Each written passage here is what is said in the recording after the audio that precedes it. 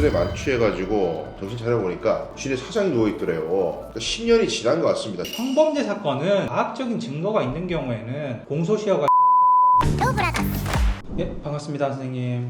네, 안녕하세요. 예, 어떤 문제로 상담을 오셨나요? 예, 제가 30살 넘은 애가 딸애가 있는데 얘가 이제 고등학교 졸업하자마자 어디 중소기업 같은 데 취업을 했어요. 근데 이제 뭐 거기서 회식을 했는데 술에 만취해가지고 밤낮 일어나 보니까 이 옷이 벗겨진 상태로 정신 차려보니까 네. 모텔방이라는 거예요. 근데 얘가 놀래가지고 옆에 보니까 쥐네 사장이 누워있더래요. 그래서 이제 얘가 정신이 없는 와중에 그래도 이제 본능적으로 휴대폰으로 영상을 좀 찍어놨나 봐요. 거기에 이제 사장이 잠들어 있는 사진, 뭐 동영상, 뭐 그런 것도 남아있고 딸한테 너 어디 가냐 일로 와라 이런 식으로 말하는 장면도 들어가 있고요. 네. 얘가 근데 이제 벌벌벌 떨면서 목소리가 떨리는 상태에서 저 좀 화장실 좀 갈게요 이래가지고 나오는 장면까지 나와요. 근데 이제 우리 딸애가 그 길로 이제 도움을 받아가지고 해바라기 센터 이런 데 가서 상담받고 뭐 신체 검사 같은 거 뭐 DNA 검사 이런 것도 했다고 해요. 근데 그 뒤에 이제 이 사장이 문자를 계속 해가지고 너 그렇게 나가면 어떡하냐, 내 마음은 어떡하냐, 그러면 우리 사귀자 이런 문자 막 보내고요.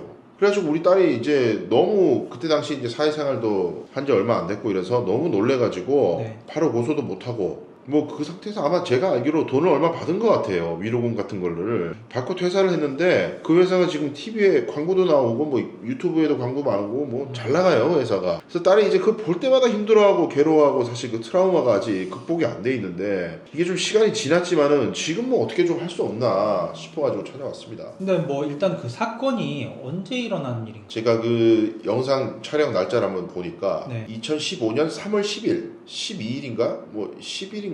하여튼 그 정도. 그러니까 10년이 지난 것 같습니다. 지금 예, 10년 상황에서는. 지났네요. 이게 뭐 공소시효라는 게 있잖아요. 예. 어떻게 되는 거예요? 따님이 혹시 뭐 피해를 당했을 때 그날 그러니까 뭐 다친 곳이 있다거나 그 이후에 뭐 정신과에 가서 뭐 주기적으로 치료를 받았다거나 이런 내역이 있습니까?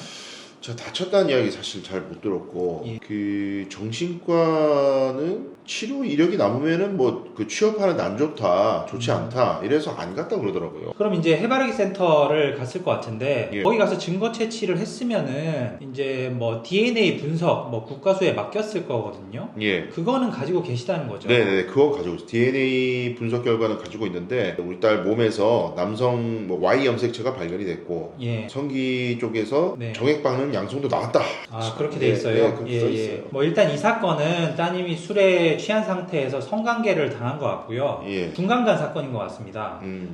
이제 다쳤는지 뭐 병원 다는지 제가 여쭤본 거는 중간간죄에서 더 해가지고 이제 준강간치상죄가 성립하는지 한번 여쭤본 거거든요. 이제 준강간죄는 공소시효가 10년인데 중간간치상죄는 공소시효가 15년이에요. 근데 이 사건은 중간간죄만 인정될 가능성이 높아 보여요. 그런데 정말 다행이고 따님이 잘하신 게 바로 해바라기 센터 가가지고 증거 채취를 했다는 거예요. 뭐가 달라지나요? 예, 성범죄 사건은 DNA 같이 과학적인 증거가 있는 경우에는 공소시효가 10년이 연장이 됩니다. 예, 그렇기 때문에 이 사건은 올해가 아니라 2035년 3월까지 공소시효가 연장되는 거거든요. DNA도 있고 DNA 분석 결과도 있고 뭐 당시 영상이나 문자 내역 같은 게 있기 때문에 이 사건은 충분히 고소가 가능할 것 같습니다.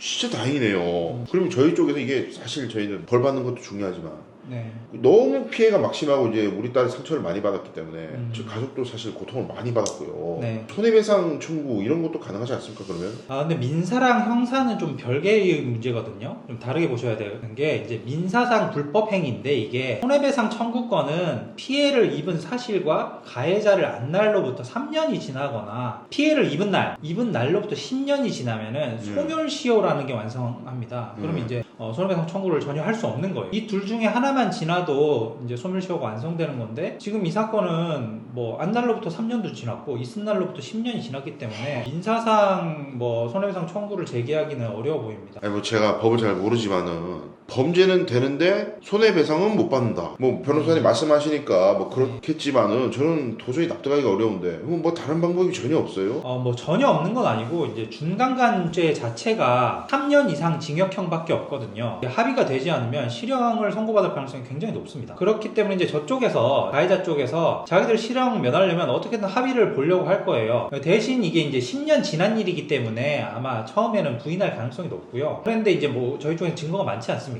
뭐 1심에서 유죄를 선고받고 구속까지 된다면 아마 항소심 가서는 합의를 보려고 아마 노력을 할 겁니다. 무조건 일단 고소를 해야겠네요. 이 증거를 조합하면은 제가 보기에 처벌되는 거는 뭐 공소시효 문제만 문제가 없다면은 저는 명확하다고 생각합니다. 이거 꼭 좀 부탁드리겠습니다. 이거. 예, 알겠습니다. 성범죄 사건은 시간의 흐름에 따라서 법적 판단이 달라질 수 있지만 과학적 증거가 남아있는 경우에는 공소시효가 연장되는 예외가 존재합니다. 또한 피해자가 미성년자였던 경우 성년이 될 때까지는 공소시효가 진행되지 않는 예외도 있습니다. 과거의 일이라고 해도 해바라기 센터를 방문하셨거나 영상이나 문자 등 객관적인 증거가 남아있다면 지금이라도 고소가 가능한지 전문가와 반드시 상의해 보시기 바랍니다.